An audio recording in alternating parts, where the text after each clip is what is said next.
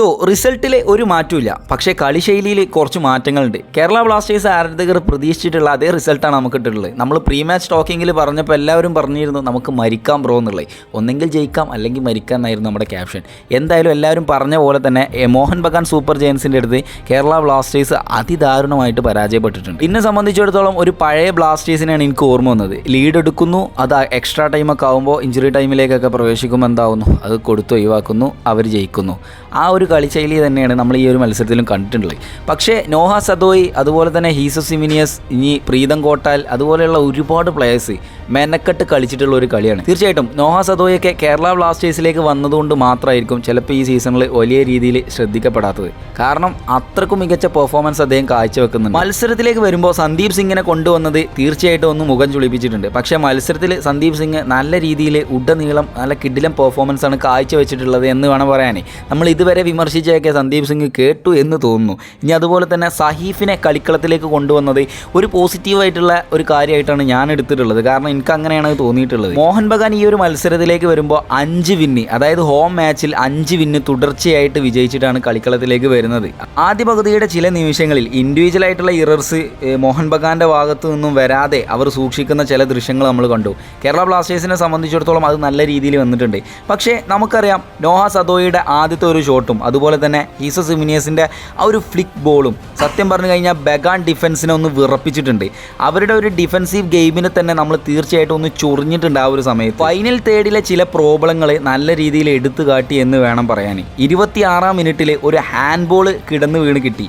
Penalty വിളിക്കുമെന്ന് Blasters ആരാധകരും താരങ്ങളൊക്കെ ഇങ്ങനെ വിചാരിച്ചിരുന്നു. പക്ഷേ റഫറി പെനാൽറ്റി വിധിച്ചിട്ടില്ല. അങ്ങനെ മത്സരം 32-ാം മിനിറ്റിലേക്ക് പ്രവേശിക്കുന്നു. ഒരു റീബൗണ്ട് ബോൾ ജെർമി മക്ലേറൻ നല്ല കിടിലൻ രീതിക്ക് വലയിലാക്കുന്നു. സച്ചിനെ എങ്ങനെ ഇതിൽ പുകഴ്ത്തണം എന്നറിയില്ല. കാരണം സച്ചിന് എന്തിനാണ് അങ്ങനെ ഒരു പന്തൊക്കെ വിട്ട് കളയുന്നതെന്ന് എനിക്കിപ്പോഴും തോന്നിയിട്ടില്ല. പിന്നെ നമ്മുടെ ഡിഫൻസ് തീർച്ചയായിട്ടും ഒരു മാൻ മാർക്കിംഗ് അവിടെ ഒരു എന്താ പറയുക പ്രോബ്ലമായിട്ട് നമുക്ക് വന്നു. നമുക്ക് അത് ചെയ്യാനായിട്ട് പറ്റിയിട്ടില്ല എന്ന് വേണം പറയാൻ. പിന്നീട് തുടർച്ചയായിട്ട് കളിയിൽ ഉടനീളം കണ്ട ഒരു കാര്യമാണ് ഈ മിസ് പാസ് എന്ന് പറയുന്നത്. സോ തീർച്ചയായിട്ടും അത് നമ്മൾ എടുത്തു പറയേണ്ട ഒരു കാര്യം തന്നെയാണ്. ഹീസസ് സിമിനിയസിൻ്റെ 43-ാം മിനിറ്റിലൊരു ഷോട്ട് ഉണ്ടായിരുന്നു.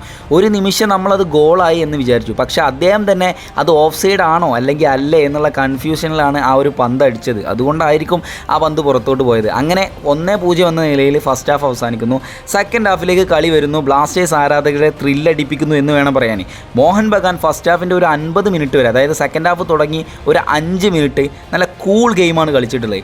50-ാം മിനിറ്റിലേക്ക് കളി പ്രവേശിക്കുന്നു. ഹീസസ് സിമിനിയസിൻ്റെ മനോഹരമായിട്ടുള്ള ഒരു ഗോളിന് വഴിയൊരുക്കി. കിട്ടിയ ചാൻസ് എങ്ങനെ മുതലാക്കണമെന്ന് ഹീസസ് സിമിനിയസ് ആ ഒരു ചാൻസിലൂടെ നമുക്ക് കാണിച്ചു തന്നു. ഇതിൽ ഏറ്റവും കൂടുതൽ എടുത്തു പറയേണ്ടത് ഫ്രെഡിയാണ്. കാരണം ഫ്രെഡി സുഭാഷിഷ് ബോസിന് കൊടുത്തിട്ടുള്ള ആ ഒരു പ്രഷറോട് കൂടിയാണ് ആ പന്ത് ഹീസസിൻ്റെ കാലിലെത്തുന്നത്. വളരെ മനോഹരമായിട്ടുള്ളൊരു ഫിനിഷിങ്. ബ്ലാസ്റ്റേഴ്സ് ഈക്വലൈസർ കണ്ടെത്തി എന്ന് വേണം പറയാൻ. ഈ ഒരു ഇൻസിഡൻറ്റിന് ശേഷം ഒരു കിടിലൻ ഷോട്ട് നോഹ സദോയുടെ കാലിൽ നിന്നും വന്ന് പതിക്കുന്നത് നമ്മൾ കണ്ടു. പക്ഷേ എന്തോ നിർഭാഗ്യകരം കൊണ്ടാണ് അങ്ങനെയുള്ള പന്തുകൾ നമ്മളടുത്തുനിന്ന് മിസ്സായത്. നിരന്തരമായിട്ടുള്ള നോഹ സദോയുടെ അറ്റാക്കിങ്, അതായത് നോഹ സദോയൊക്കെ ഈ ടീമിന് വേണ്ടി മരിച്ച് കളിക്കുന്നത് കണ്ടിട്ട് എണീറ്റ് നിന്ന് സല്യൂട്ട് അടിക്കാനാണ് തോന്നുന്നത്. അങ്ങനെ അവസാനം 76-ാം മിനിറ്റിൽ ലൂണയുടെ ഒരു ഫ്രീ കിക്ക് വരുന്നു. തട്ടിത്തെറിച്ച പന്തിനെ മിലോസ് വലക്കകത്താക്കുന്നു. കേരള ബ്ലാസ്റ്റേഴ്സ് ലീഡ് ഉയർത്തുന്നു. തീർച്ചയായിട്ടും ആനന്ദപുളകിതമായിട്ടുള്ളൊരു മത്സരം. ഞാനൊക്കെ വിചാരിച്ചിരുന്നു ആ കമൻറ്റ് ബോക്സിൽ വന്നവർക്കൊക്കെ റീപ്ലൈ കൊടുക്കണമെന്ന്.